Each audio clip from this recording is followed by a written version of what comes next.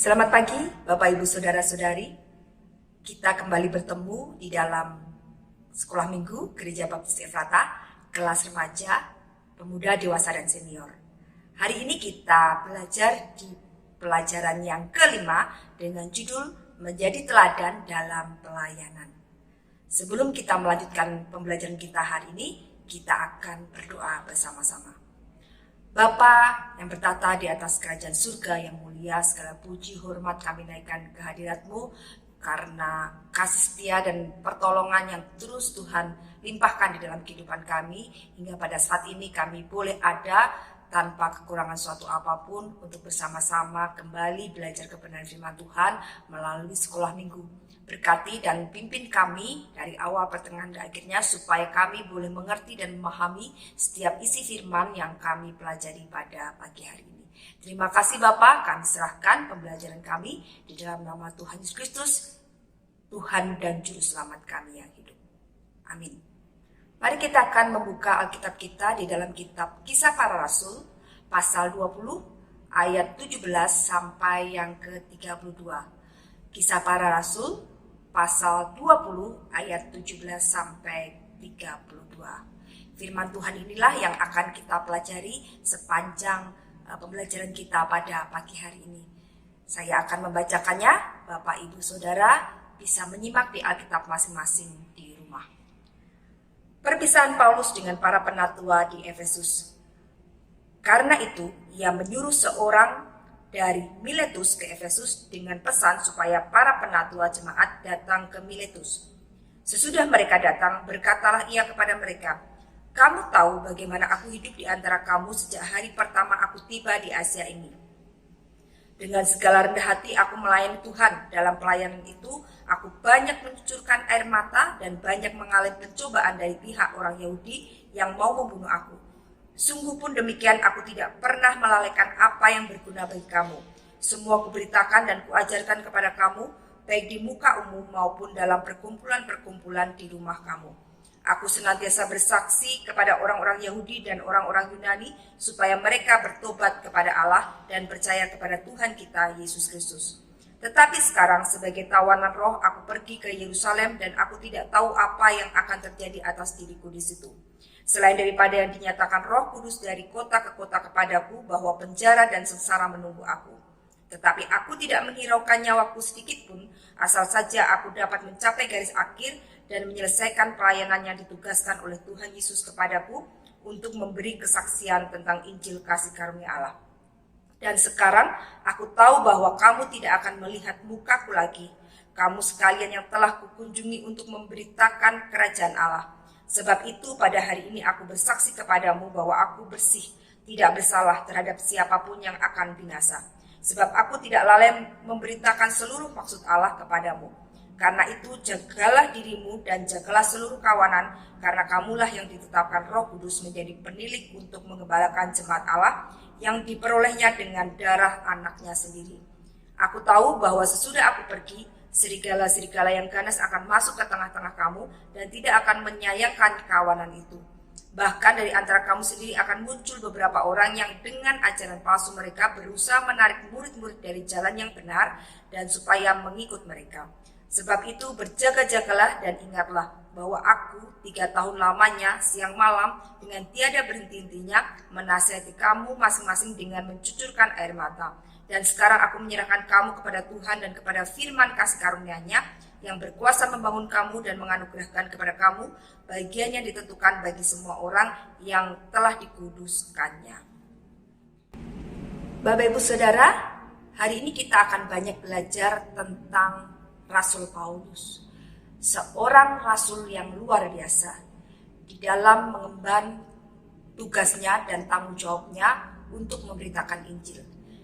Konsistensi dan kesetiaannya dari awal sampai pada akhirnya tetap dengan penuh keyakinan, dengan penuh iman, dia pergi kemanapun Tuhan menuntun dia untuk pergi dan mengutus dia memberitakan Injil, dia lakukan itu dengan setia. Kita bersama-sama akan belajar bagaimana kehidupan Rasul Paulus yang sungguh-sungguh di hadapan Tuhan untuk melaksanakan amanat agung di dalam kehidupannya, bisa menjadi teladan bagi jemaat yang dilayaninya maupun orang-orang yang dimuridkannya. Kita bersama-sama bisa menjadi seperti Rasul Paulus dengan memperhatikan 3 hal yang dilakukan oleh Rasul Paulus, sehingga dia dengan memberanikan diri mengatakan, teladanilah apa yang aku lakukan. Dengan percaya diri dia mengatakan itu oleh karena dia sudah melakukan dengan sungguh-sungguh setiap tugas pelayanannya. Apa yang dipercayakan Tuhan di dalam kehidupannya, dia lakukan dengan setia. Bahkan dia tidak takut kehilangan nyawanya demi untuk melaksanakan tugas yang sudah Tuhan berikan dalam kehidupannya. 3 hal itu dapat kita pelajari dari ayat-ayat yang sudah kita baca tadi. Yang pertama adalah bahwa Rasul Paulus memiliki komitmen terhadap firman Tuhan. Di ayat yang ke-20 di situ dikatakan bahwa sungguh pun demikian, aku tidak pernah melalaikan apa yang berguna bagi kamu. Semua kuberikan dan kuajarkan kepada kamu. Semua yang dia terima melalui pembelajaran firman Tuhan yang dia dapatkan. Pada saat itu belum ada ya perjanjian baru. Yang ada adalah naskah-naskah perjanjian lama dan juga pengajaran-pengajaran secara lisan dari rasul-rasul. Semua yang dia terima tentang kebenaran Injil, tidak ada satupun yang tidak diberitakan kepada orang-orang yang dilayaninya. Semua firman yang benar, semuanya diajarkan kepada orang-orang yang dilayaninya, supaya mereka benar-benar boleh hidup di dalam firman yang benar. Mereka benar-benar boleh menerima Injil yang menyelamatkan di dalam kehidupan mereka. Dan jemaat yang ada boleh bertumbuh di dalam kebenaran firman Tuhan yang sejati. Dengan semua yang dilakukan oleh Rasul Paulus, memberitakan segala hal yang sudah dia terima, dia pelajari baik dari naskah-naskah firman Tuhan di perjanjian lama maupun pengajaran rasul-rasul yang dulu memuridkan dia, menolong dia untuk bisa menjadi teladan bagi orang-orang yang dilayaninya, bagi orang-orang yang dia muridkan. Sehingga orang-orang yang dilayaninya dan orang-orang yang dimuridkannya nantinya juga akan memberitakan firman Tuhan yang benar, yang sesuai dengan apa yang sudah dia terima dan diajarkan kepada mereka. Itulah yang terjadi.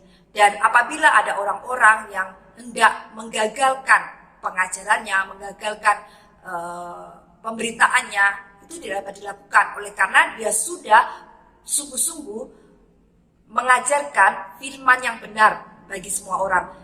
Tidak hanya mengajarkan tetapi juga melakukannya di dalam kehidupannya. Keteladanan ini bisa dipegang bagi orang-orang yang dilayaninya. Jadi Bapak Ibu Saudara, ketika kita ingin menjadi teladan di dalam pelayanan kita, mari kita memberitakan semua yang benar yang kita terima dari firman Tuhan. Segala sesuatu yang harus disampaikan, mari kita sampaikan semuanya. Tidak pilih-pilih ya. Mungkin karena kita menyenangi orang itu supaya orang tersebut tidak menjauhi kita, kita hanya memberikan firman-firman yang menyenangkan dia, tanpa ada teguran ketika dia mungkin melakukan kesalahan atau mulai menyimpang. Tidak, itu tidak akan bisa menjadi teladan bagi orang lain ketika kita melakukan itu. Tetapi ketika kita memberitakan semuanya tanpa mengurangi atau menambahin firman yang ada, maka orang-orang akan melihat bahwa kebenaran sejati ada di dalam kehidupan kita, dan mereka akan meneladani apa yang kita lakukan. Tidak tebang pilih dalam memberikan teguran atau memberikan firman Tuhan, tetapi kepada siapa saja ketika ada yang mulai menyimpang, ada yang mulai melenceng dari firman yang benar, kita perlu ingatkan, kita perlu sampaikan secara benar, sehingga mereka boleh berubah oleh nasihat atau teguran yang kita sampaikan dengan penuh kasih, dan itu menjadi teladan bagi setiap orang yang melihat bahwa oh, ibu ini benar-benar ya melakukan firman Tuhan, benar-benar mengajarkan sesuatu yang tentang kebenaran di dalam Tuhan Yesus Kristus. Itu hal yang pertama. Bagaimana kita bisa menjadi teladan seperti Rasul Paulus, yaitu ketika kita memiliki komitmen terhadap firman Tuhan. Sungguh-sungguh menyampaikannya, mengajarkannya, dan terlebih lagi melakukannya dalam kehidupan kita sehari-hari. Yang kedua adalah Rasul Paulus menyatakan kasih kepada umat Tuhan. Dalam menyampaikan firman Tuhan, dalam menyampaikan Injil, ada kasih yang besar yang dinyatakan ketika dia melakukan semuanya itu. Ketika dia melayani setiap jemaat dan orang-orang yang dimuridkannya, ada kasih yang besar terhadap mereka. Sehingga dalam situasi apapun, dalam kondisi apapun, Rasul Paulus selalu teringat kepada orang-orang yang sudah pernah dilayaninya, orang-orang yang dimuridkannya. Kita tahu begitu banyak surat-surat Rasul Paulus yang ada di dalam Alkitab, ya. Dia tuliskan semuanya itu untuk jemaat-jemaat yang pernah dia layani.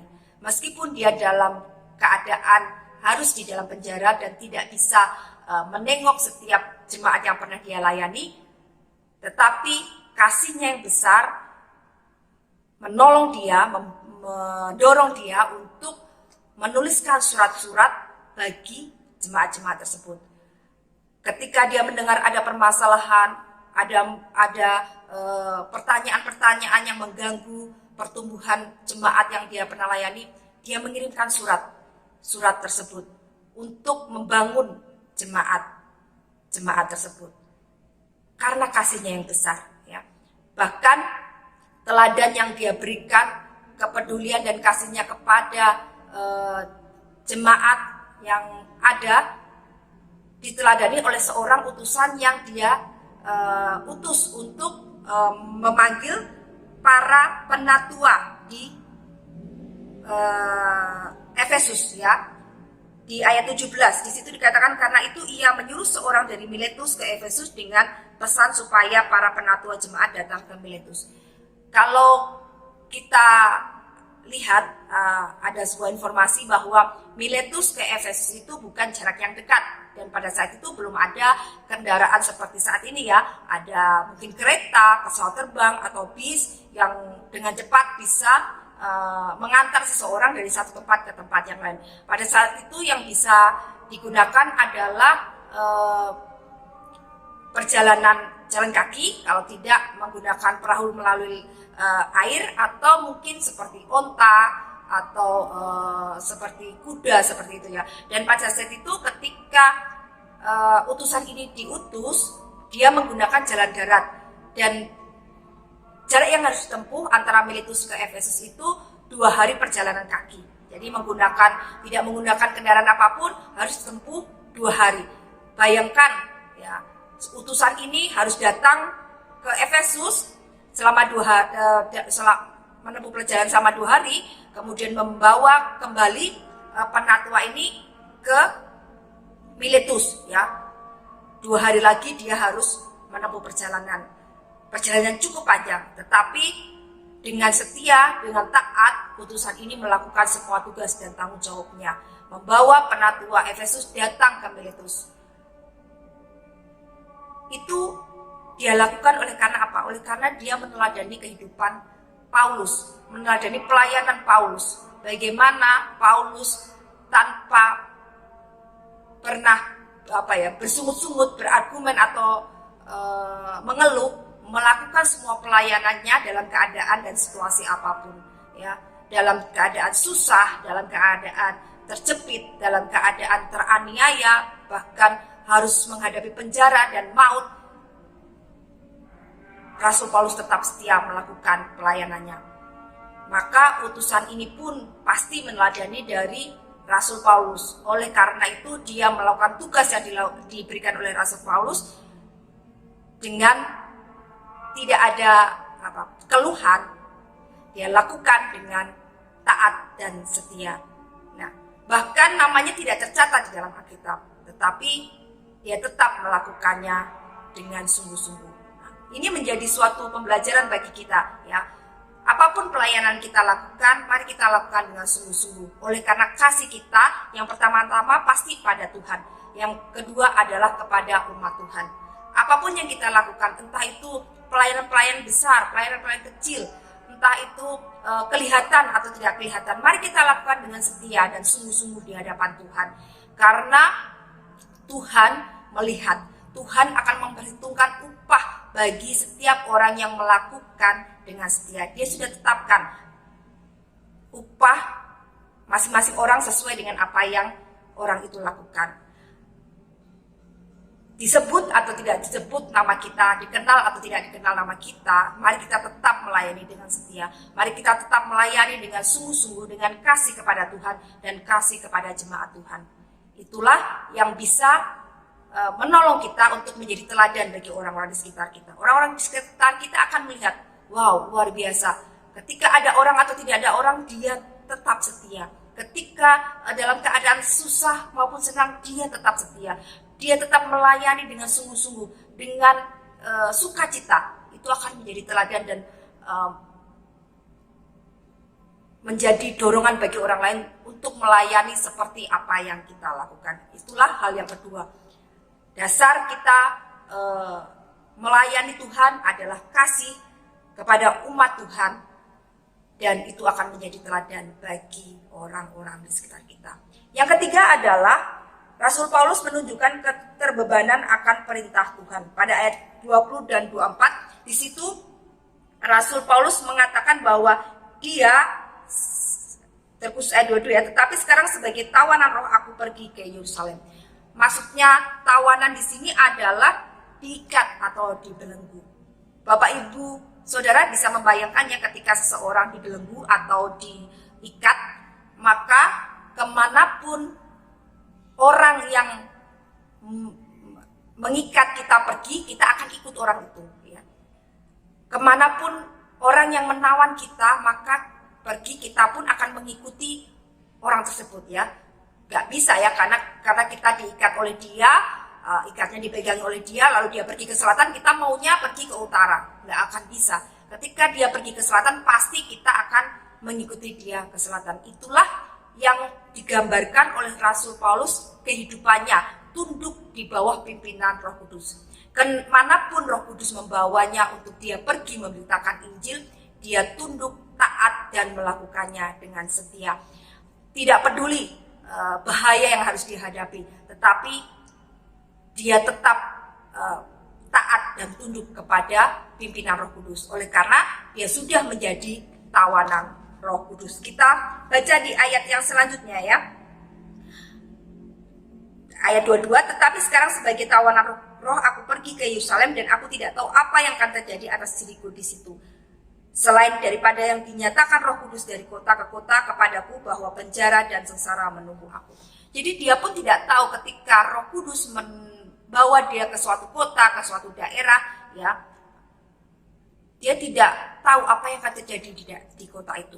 Apa yang terjadi di daerah itu, apa yang akan dihadapi dia tidak tahu. Dia hanya taat, dia hanya ikut apa yang Roh Kudus katakan dan tugaskan bagi dia untuk dia lakukan. Itulah Rasul Paulus, ya. Dia tidak hitung-hitungan, ya. Wah, nanti kalau saya pergi ke kota A, bagaimana dengan penghidupan saya? Bagaimana dengan apa yang saya hadapi? Jangan-jangan saya akan menghadapi sesuatu yang lebih berat. Jangan-jangan saya malah tidak mendapat sesuatu yang setimpal dengan apa yang saya lakukan. Rasul Paulus tidak melakukan itu, tetapi yang dia lakukan hanyalah tunduk dan taat kepada pimpinan Roh Kudus kemanapun dia dibawa oleh Roh Kudus untuk memberitakan Injil. Itulah yang dilakukan oleh Rasul Paulus. Keyakinannya akan hubungannya dengan Roh Kudus. Dia merasa bahwa hidupnya bukanlah dirinya sendiri, tetapi Kristus yang ada di dalam dirinya, dan hidupnya dikuasai penuh oleh Roh Kudus. Jadi apapun yang dikehendaki Tuhan, apapun yang dikehendaki Roh Kudus untuk dilakukan dalam hidupnya, dia berserah dan bersandar, dan dia dengan rela hati, dengan tunduk dan taat melakukan setiap perintah dari Roh Kudus.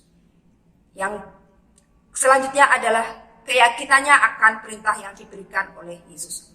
Jadi pelayanan yang dia lakukan, penginjilan yang dia kerjakan itu adalah tugas yang diberikan oleh Tuhan Yesus sendiri di dalam kehidupannya. Itu ada perintah yang diamanatkan oleh Tuhan Yesus sendiri.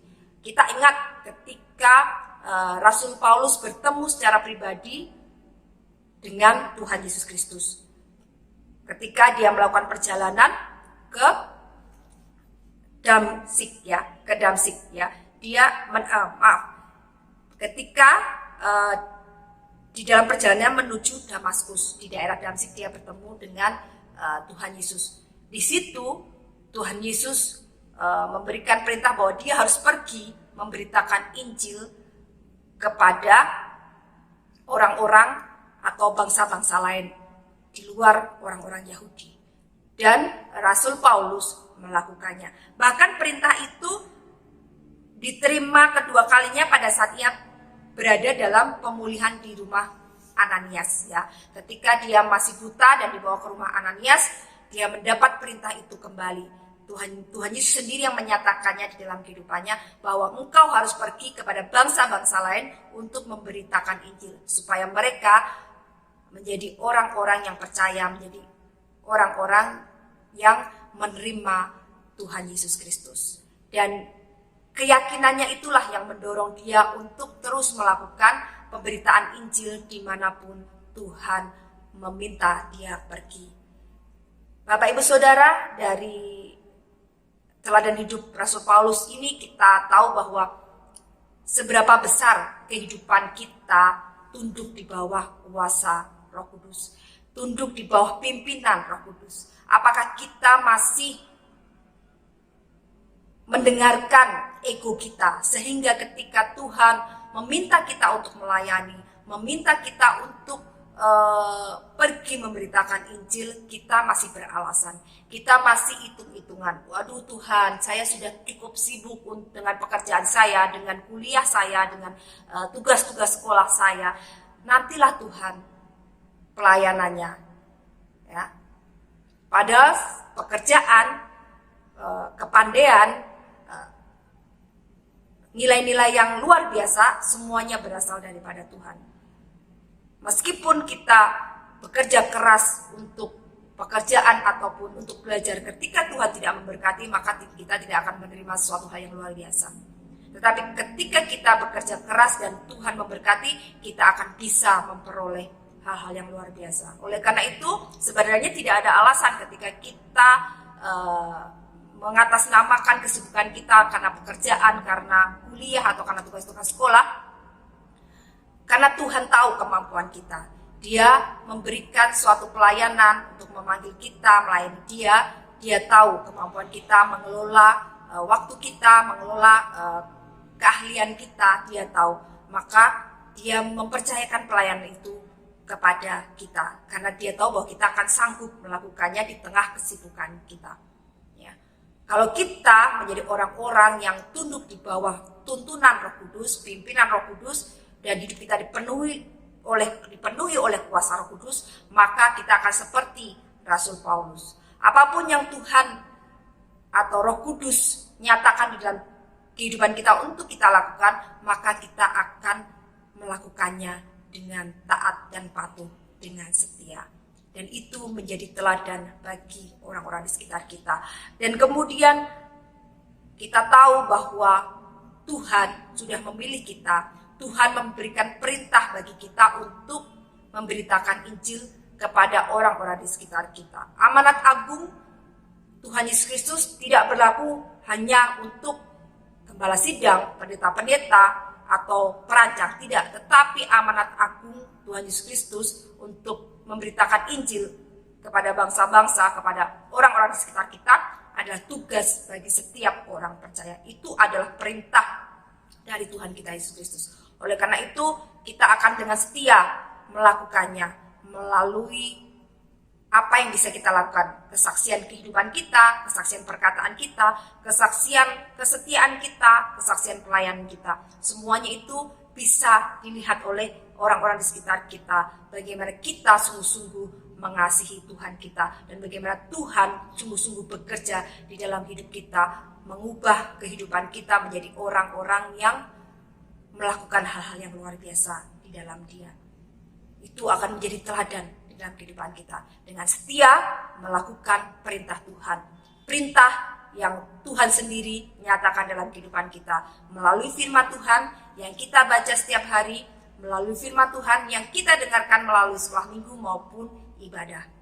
Mari kita lakukan dengan setia. Orang akan melihat dan akan memberikan dorongan kepada orang lain juga melakukan hal yang sama seperti apa yang kita lakukan. Ketika kita melakukan semuanya itu, yakinlah Bapak Ibu Saudara, maka kehidupan kita bisa menjadi teladan di dalam pelayanan kita, di dalam kesetiaan kita kepada Tuhan. Itu pembelajaran kita hari ini. Biarlah dengan pembelajaran itu kita bersama-sama menjadi anak-anak Tuhan yang terus taat, terus setia kepada Tuhan, melayani Tuhan, dan melakukan seluruh perintah firman Tuhan di dalam kehidupan kita, sehingga hidup kita menjadi teladan dan berkat bagi orang-orang yang ada di sekitar kita. Nama Tuhan dipermuliakan melalui kehidupan kita. Amin. Mari kita berdoa. Bapa, terima kasih untuk pagi hari ini kami boleh belajar dari teladan Rasul Paulus untuk bisa menjadi teladan bagi orang lain melalui firman Tuhan yang kami pegang dan kami lakukan, melalui kasih kami kepada Tuhan dan kepada orang-orang di sekitar kami, dan juga melalui kehidupan kami yang taat dan setia kepada perintah Tuhan, menyerahkan hidup kami sungguh-sungguh di bawah pimpinan Roh Kudus dan melakukan semua yang Tuhan rindukan untuk kami lakukan dengan setia. Terima kasih Tuhan, terima kasih untuk hal yang luar biasa yang Tuhan percayakan dalam kehidupan kami. Ajarkan kami melakukannya dengan sungguh-sungguh, bertanggung jawab, dengan takut akan Engkau, dan semuanya untuk hormat dan kemuliaan bagi nama-Mu. Terlebih lagi semua itu boleh menjadi kesaksian, teladan, dan berkat bagi orang-orang sekitar kami. Terima kasih Bapa untuk pembelajaran hari ini. Kami serahkan kami sepenuhnya ke tangan kuasa-Mu. Biarlah Tuhan terus memakai kami secara luar biasa demi hormat dan kemuliaan bagi nama-Mu. Di dalam nama Tuhan Yesus Kristus kami sudah berdoa dan mengucap syukur. Amin. Selamat pagi, Tuhan Yesus memberkati kita semua.